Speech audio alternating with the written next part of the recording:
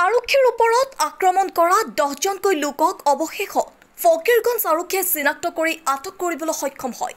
ধুবুৰী জিলাৰ দক্ষিণ পাৰৰ পাৰুৱা কুমৰী অঞ্চলত সোমবাৰে সন্ধিয়া স্বামীয়ে পত্নীক হত্যা কৰা ঘটনাক লৈ আৰক্ষীৰ ওপৰত আক্ৰমণ কৰা আৰু আৰক্ষীৰ আশ্ৰয় লোৱা ঘৰবাৰী লণ্ড ভণ্ড কৰাৰ অপৰাধত ফকীৰগঞ্জ আটক কৰে। তাৰে ভিতৰত এজন নাবালক বুলি জনা গৈছে। ইতিমধ্যে 3জনক ন্যায়িক আদালতলৈ প্ৰেৰণ কৰিছে বুলি জানিব পৰা গৈছে। উল্লেখযোগ্য যে পত্নীক হত্যাকাৰী স্বামীক কৰায়ত্ব কৰিবলৈ গৈ অঞ্চলটোত সৃষ্টি হৈছিল এক উত্তেজনাময় পৰিস্থিতিৰ। একাংশ উত্তেজিত ৰাইজে হত্যাকাৰী স্বামীক বিচাৰি এক উত্তপ্ত পৰিস্থিতিৰ সৃষ্টি কৰিছিল।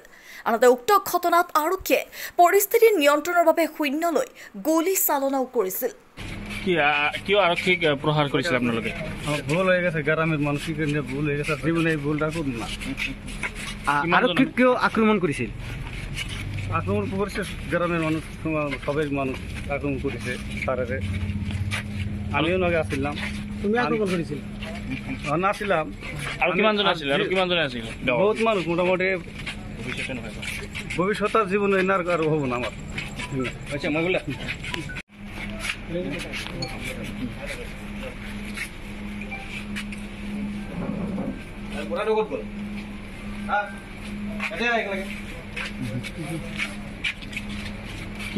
কিয় আৰক্ষীক প্ৰহাৰ কৰিছিল আপোনালোকে? ভুল হৈ গৈছে, গ্রামের মানসিক ভুল হৈ গৈছে, জীবনে এই ভুলটা করুন না। আরক্ষীক কিয় আক্রমণ করেছিল?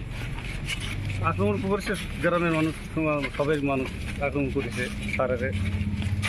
আমিও নগে আসছিলাম। তুমি আক্রমণ করেছিল? নাছিলাম। আৰু কিমান জন আছিল? বহুত মানুষ, মোটামুটি ভবিষ্যতেৰ জীবনে এনাৰ আৰ হব না আমাৰ। আচ্ছা, মই বলে